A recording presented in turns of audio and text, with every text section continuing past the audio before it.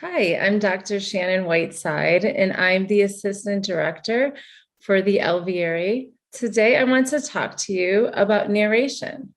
So, I'm going to address 8 common questions that people have about narration. So, let's begin.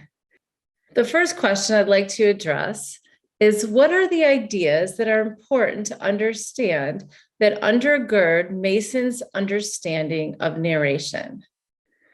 Mason understood the nature of a child and wanted education to fall in line with the way God made a child.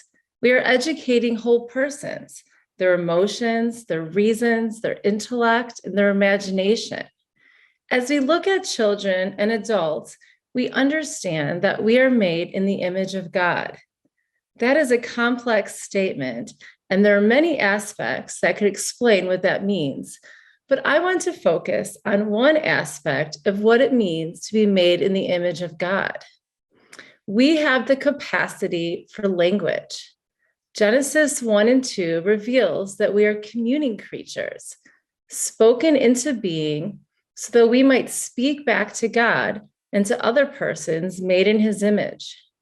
It is through language that we relate to God, that he relates to us, and we relate to others. We create and maintain relationships with our words. One of Adam's first actions as an image bearer of God was the naming of the animals. I like what Vern Poythress said in his book, "In the beginning was the Word." He said Adam's speech in the naming of the animals shows meaning, control, and presence. In this respect, it images the meaning, control, and presence of God's speech. By using names to differentiate between animals, Adam expresses meaning. Adam also expresses control or dominion over the animals, a control that reflects God's own linguistic control in naming elements of creation. For example, the day and night. Lastly, Adam is present with his words because the names that he chose reflects his personal decisions as a unique human being. If we look at those 3 ideas of language, meaning, control, and presence, we can apply that to all persons. We use our language to make meaning or sense of our world. That is why learners should not just sit passively and have input poured into them through a textbook or a teacher's lecture. A student needs to use their own language, oral and written, to make sense of their world. The idea of control is that we have a sense of agency. We are not robots or computers where information is given to us and then we are to give back the same information in the same way. We can only learn when we can put ideas into our own words and see the world through our own perspective. Mason calls this self-education. Students have to do their own learning. We can't do it for them. The idea of presence is that our language is a reflection of our personhood and our personality. Our use of language is unique to us and gives us a chance to display who we are, what is important to us, and gives us a medium to grow and flourish in our thinking and understanding of God, ourselves, and others. The idea that a child gets control over their language by using narration as a means to know is an extraordinarily important idea. When we implement an education that doesn't value language in this way, we are not tapping into the essence of who we are as humans, made in the image of God. The second question I want to answer is why did Charlotte Mason use narration as the foundational method of learning? Mason was perceptive enough to see that children love stories. They love to hear stories and they love to tell stories. In volume 1, she said narrating is an art, like poetry making or painting, because it is there in every child's mind, waiting to be discovered. And it is not the result of any process of disciplinary education. Further on in the page, she said, this amazing gift with which normal children are born is allowed to lie fallow in their education. Here is this gift that children have. Why would we not use it for educational purposes as well? Mason talks about a boy named Bobby who came home with a heroic narrative of a fight he had seen between Duke and a dog in the street. And he tells his story with vigor. And we can see this as childish, or as Mason said, if we have eyes to see and grace to build, this is the ground plan of his education. We can use this idea of telling stories as the foundation of a child's education. So the third question is, what is narration? Narration is simply telling back what the child remembered from that selection that was read to them or that they read themselves. It is not a summary. It is more of a point-by-point retelling in chronological order. A narration is told in one's own words. It is not just trying to tell back exactly what the author says. A student may choose to use the author's words or style, but that is more of a choice they make and not what is required. We want them to be able to sift through what they read and retell it in a way that makes sense to them and shows that they have assimilated the knowledge and can understand what they have read.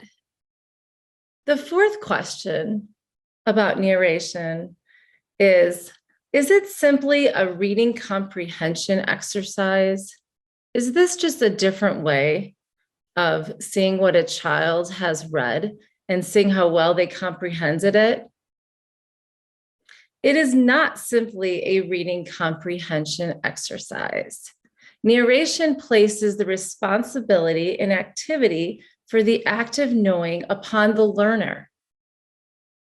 Mason says the mind can know nothing save what it can produce in the form of an answer to a question put to the mind itself. That is, the mind puts itself through the process of self-questioning. Each new consecutive incident or statement arrives because the mind asks itself, what next? Reading comprehension exercises do the thinking for the student, pulling out the questions and main ideas. In narration, the learner engages with the curriculum directly. The student is the one who has to sift through the information and put the ideas into a coherent narrative. Narration is not a reading comprehension activity because narration is more like storytelling. Mason said, children are born poets, and they dramatize all the life they see about them after their own hearts into an endless play. There's no reason why this natural gift should not be pressed into the service of education. Indeed, it might be safe to go further. The child who does not dramatize his lessons is not learning. And this is why I encourage my students to tell back in a way that engages their audience. I tell them to recreate the scene using sensory and concrete images. A good way to get in the storytelling mood, especially for younger children, is to let them use figures to act out their narration. Then it makes sense to use dialogue and get into that performance mode. For older students, you might want to tell them to engage their audience with their creativity, their wit, their connections that they made in their readings. The more that students can see narration equivalent to storytelling and not reading comprehension, the more it will be exciting for the teller and for the audience. The fifth question about narration: what kind of book should we use in narration? Mason said that students should read and narrate literary books because that is what resonates with us as humans. People think in story. That is how we are wired. What is so special about the literary or narrative form? Well, first, the subject of literature is human experience. It is not about stating ideas and abstract propositions. That is not engaging to most people. We want to see those ideas and abstractions in concrete examples. Don't tell us stealing is wrong. Tell us a story, and we will come to the conclusion that stealing is wrong when we see how it affected the people. Another aspect about narrative is that it leaves much of the task of interpretation to the reader. It doesn't tell us what to think. Also, a literary text requires us to enter a whole world of the imagination and experience it as fully as possible. We can enter into situations vicariously and learn empathy and moral judgment when we are brought into a story this way. A narrative has many layers. It cannot be reduced to just one idea. Another aspect of a literary book is that it can be appreciated for its own sake. It is not just about getting the information across, but relishing in the words, the phrases, the creativity of the author. Leland Ryken said, "A literary author is a performer with words, and we are invited to enjoy the performance." Finally, a literary book uses special resources of language, such as imagery, metaphor, simile, hyperbole, parallelism, and unordinary vocabulary. The bottom line is that literature expresses truth in its own way, different from ordinary propositional discourse. That is what makes it such a powerful way to learn. It allows the student to engage with their emotions and minds. Because literature presents an experience instead of telling us about the experience, it constantly appeals to our imagination and allows different interpretations and different perspectives. It also allows students to form their own moral opinions and to grow in their moral imagination. The sixth question, what is the goal for narration? The goal of narration is developing relationships, not acquiring knowledge, which will happen, but building a connection, a cure for everything in this world, the people, the natural world, and most importantly, building a relationship with God, our Creator. When we have that goal in mind, it will help us keep the right perspective and not lose steam. If our goal is for our children to have encyclopedia knowledge, there's probably a better way to do that, like rote memory and lots of questions. But if our goal is the flourishing of a whole person, then narration is a better means for that. And how does narration do that? When our children are narrating living books, they are using more than just their rational brains. They are using their imagination, their emotions, and their hearts. They are connecting on a deeper level to the characters, the ideas, the historical figures. There's not a middleman doing the thinking for them. When they make meaning themselves with what they read, it becomes personal. It becomes theirs. It becomes a treasure.